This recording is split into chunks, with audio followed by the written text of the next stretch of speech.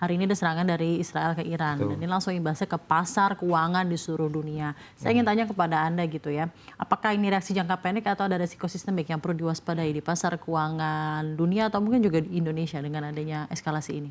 Ya kalau untuk short term period kelihatannya ini masih agak cukup temporer ya. Karena kenapa kondisinya ini benar-benar baru banget kejadian dan kelihatannya memang kita harapkan memang tidak ada eskalasi yang lebih jauh lagi, tidak sampai mungkin kalau kita berbicara kan mungkin yang berbahaya kalau sampai World War 3 ya, itu yang kita harapkan mungkin tidak sampai terjadi maksudnya ya.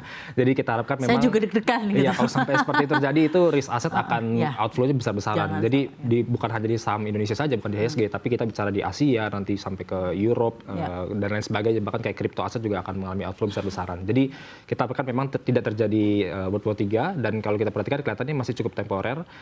Saya rasa juga nanti kita harapkan memang tidak ada serangan yang luar biasa gitu ya, mungkin dari Iran. Kita harapkan mungkin ada perbincangan gitu ya, either mungkin negosiasi atau seperti apalah ya perbincangan antara kedua negara ini. Mungkin juga nanti kalau memang kelihatannya agak meluas, agak melebar gitu ya dampaknya, kelihatannya saya rasa mungkin dari institusi atau entitas internasional juga ya, kelihatannya mungkin akan turun tangan juga untuk meredam ya kondisi yang ada di Timur Tengah ini. Jadi kalau untuk saat ini memang kelihatannya masih agak cukup temporer dan kalau kita perhatikan pun memang basically pasar saham baik bukan hanya di IHSG tapi di Asia dan juga di futures yang US juga memang ada mengalami penurunan juga dan kelihatannya memang penurunannya saya rasa juga masih cenderung masih wajar ya karena kenaikan juga sudah cukup signifikan. Kita bicara di IHSG ketika hari Selasa dibuka itu kan kita closing di 1,6%-an dan Rabu, Kamis dan Jumat ini terjadi depresiasi dan depresiasi sendiri pun sebenarnya tidak begitu besar angkanya. Jadi kalau weekly performance sampai siang hari ini tadi saya cek itu masih sekitar 0,6-0,7% masih positif jadi sebetulnya. Jadi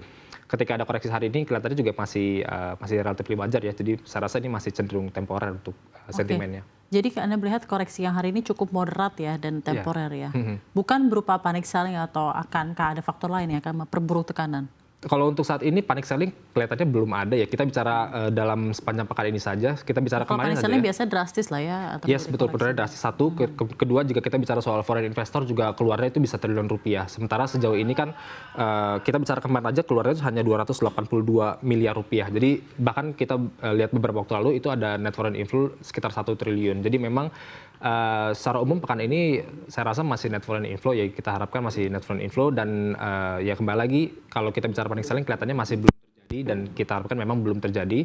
Kalau apa yang perlu diwaspadai itu soal nanti perkembangannya seperti apa antara Israel dan juga Iran ini akan sejauh apa perkembangan yang terjadi dan juga mungkin kita bicara kayak data-data di US ya, ini perlu kita akan cermati terus soal data ketenagakerjaan dan juga data inflasinya di US ya, karena soal tarif impor dagang itu yang paling yang kita perlu cermati karena kalau inflasinya ternyata naiknya signifikan above dari konsensus itu yang akan membuat nanti ya The Fed masih akan menahan suku bunga, kemudian nanti juga pasar saham di global termasuk Indonesia juga akan cukup sulit lagi untuk bisa mengalami apresiasi lagi kalau suku bunganya masih di level yang cukup tinggi. Berapa saham atau emiten secara sektoral ya malah menarik kalau kita lihat.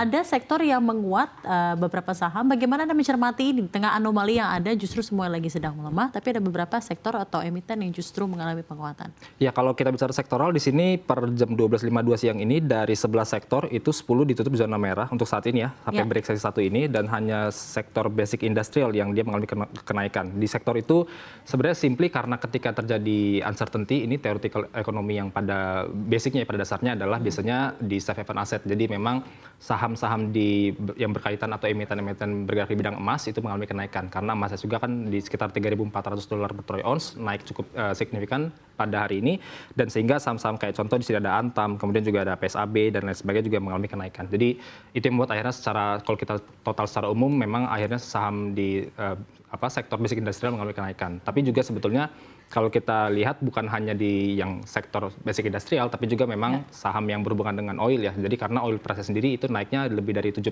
mungkin ya di Brent maupun WTI oil. Jadi ketika saham-saham oil price juga mengalami kenaikan, kita perhatikan saham-saham yang bergerak di bidang emiten oil ini juga mengalami kenaikan juga dan juga yang bukan hanya emiten oilnya saja, tapi saham-saham yang memang ada hubungan dengan kayak perkapalan kayak gitu-gitu ya. Jadi dia membawa barang sekarang seperti itu juga ada mengalami kenaikan juga. Jadi yang berhubungan dengan komoditas emas dan juga oil yang pada hari ini itu dia mengalami apresiasi ya karena memang ketegangan di Timur Tengahnya itu sendiri. Oke, baik. Mas Revo, ini menarik. Sejak serangan Israel ke Iran tadi pagi, harga-harga komoditas utama dunia itu meningkat. Emas itu hampir menyentuh 3.500 US dollar, ya kan, per troy ounce. Lalu kalau kita lihat untuk minyak West Texas Intermediate itu naik hampir 10%. Minyak Brent juga naik hampir 10% dan mungkin ada beberapa aset-aset atau komoditas yang considered as safe haven juga pasti akan mengalami peningkatan.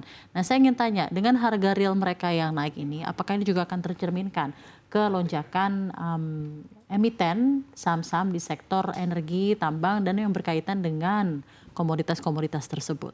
Untuk saat ini yang memang kerasa banget itu dari sisi oil dan juga gold ya. Jadi ya tadi goldnya naiknya kencang dan juga oil price naiknya juga kencang. Jadi saham-saham di dua emiten tersebut yang naiknya juga melesatnya juga tinggi gitu ya. Tapi kalau kita bicara di batubara itu penutupan perdagangan kemarin juga ada mengalami kenaikan meskipun naiknya kecil. 104 ya sekarang ya? 107 kalau nggak salah. Masih di bawah 110, masih di bawah $110 per ton. Itu saham-saham di batubara ada memang yang mengalami kenaikan, tapi itu pun naiknya juga tipis. Kebanyakan mungkin saya bisa katakan cenderungnya masih ditutup zona merah sampai sesi 1 ini.